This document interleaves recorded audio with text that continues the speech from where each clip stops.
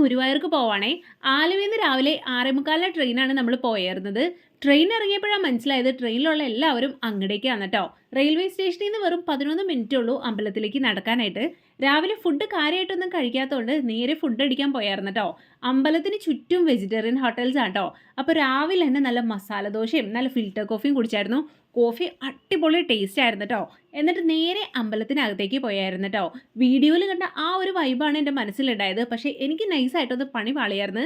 ഇന്ന് ഏകാദശി ആയതുകൊണ്ട് നല്ല തിരക്കായിരുന്നു.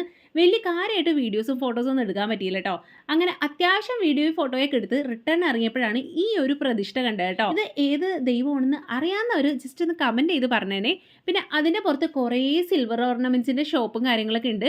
പിന്നെ ഈവനിങ് ആയി കഴിയുമ്പോൾ അവിടെ കുറേ റൈഡും കാര്യങ്ങളൊക്കെ ഉണ്ട്. അങ്ങനെ അവിടെയൊക്കെ കറങ്ങി ഓരോ കുലുക്കിയും കുടിച്ച് വീട്ടിലോട്ട് കർമ്മൂറ സാധനങ്ങളൊക്കെ വാങ്ങിച്ച് നേരെ റെയിൽവേ സ്റ്റേഷനിലേക്ക് വിട്ടായിരുന്നേ.